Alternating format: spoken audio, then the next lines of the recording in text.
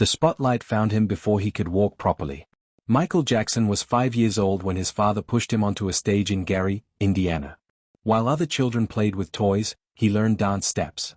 While they scraped knees on playgrounds, he scraped his voice raw in rehearsal rooms. His childhood wasn't stolen, it simply never existed. His brothers surrounded him, but loneliness wrapped around his heart like chains. He watched through windows as neighborhood kids rode bicycles and climbed trees, experiences that would forever remain foreign to him. His father's belt taught him perfection, and the mirror taught him that mistakes meant pain. By the time he was 10, Michael Jackson had performed in front of thousands, but he had never been invited to a birthday party. He had signed autographs but never passed notes in class. The world knew his voice before they knew his face, and by then, the face they saw wasn't the one he recognized in the mirror each morning. Something fundamental was missing from his soul, the carefree joy that makes children laugh without reason. Instead, he carried the weight of his family's survival on narrow shoulders. Every performance meant food on the table. Every missed note meant disappointment in his father's eyes. He learned to dance through the pain, sing through the fear, and smile through the tears. The Jackson 5 became a sensation, their music spreading like wildfire across America. But while millions celebrated the magic they created, Michael stood in the eye of the storm, watching his childhood disappear like smoke. He was becoming a legend, but the price was a life he would spend forever trying to reclaim. Fame transformed Michael into something the world had never seen. Thriller became the biggest album in history, breaking every record imaginable. His moonwalk defied gravity and logic, making him appear superhuman. But inside Neverland Ranch, surrounded by amusement park rides and exotic animals, lived a man desperately trying to build the childhood he never had. The world called him eccentric, strange, bizarre. They couldn't understand why a grown man wanted to befriend children, why he built a fantasy world behind iron gates. But Michael wasn't trying to be strange, he was trying to be normal. He invited sick children to his ranch, giving them the joy his younger self had craved. He watched movies with them, rode roller coasters beside them, and laughed at their jokes. In their innocence, he found a reflection of what he had lost. His behavior raised eyebrows, then suspicions, then accusations. People whispered, then talked, then shouted. How could someone so talented be so troubled? How could someone so beloved become so misunderstood? Michael's difference wasn't a choice, it was a wound that never healed.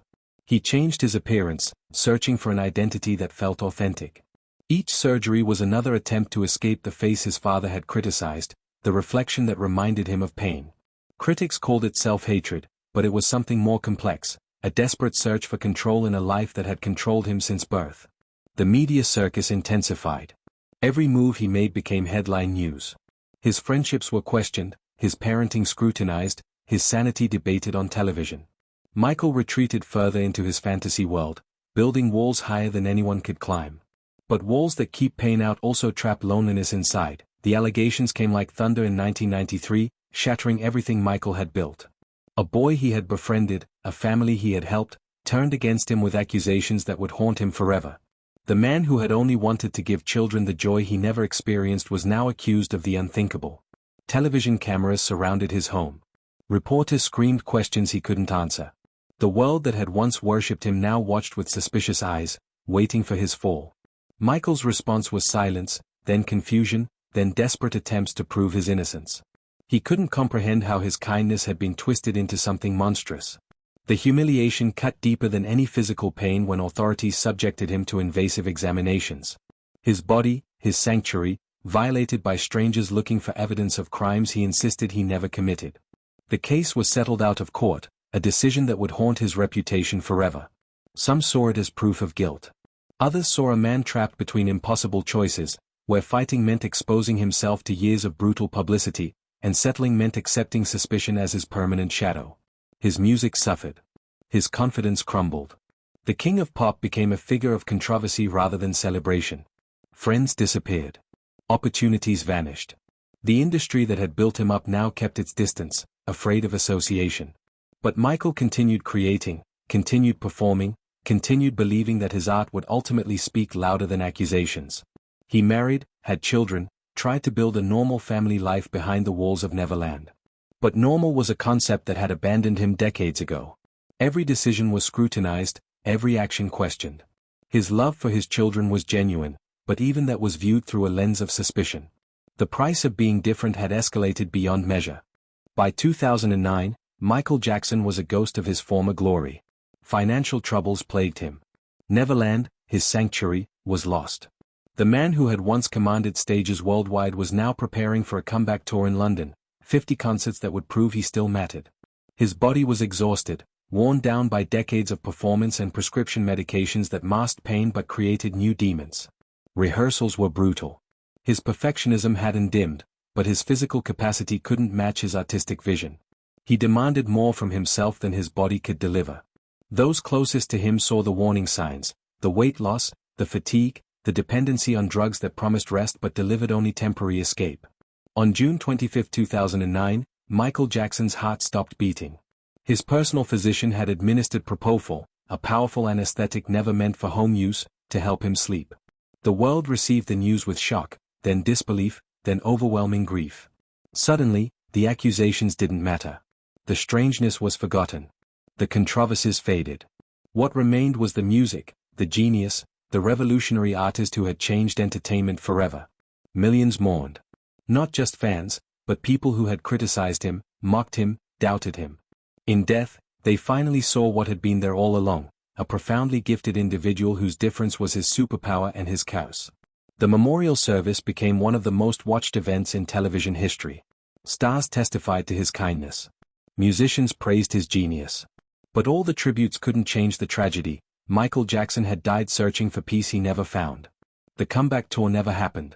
The redemption he sought remained just beyond reach.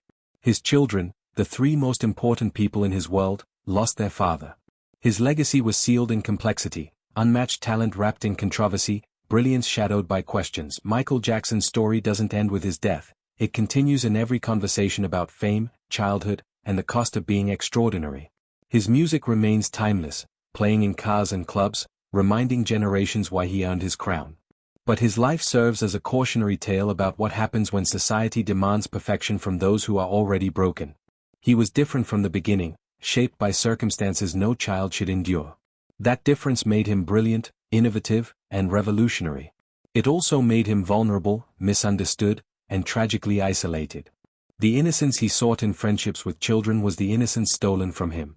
The fantasy world he built was the playground he never had.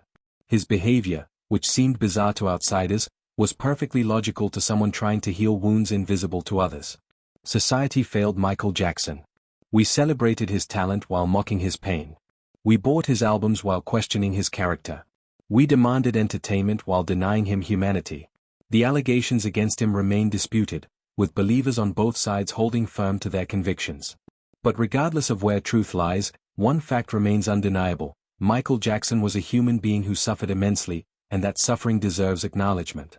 His legacy challenges us to examine how we treat those who are different. Do we seek to understand, or do we rush to judge?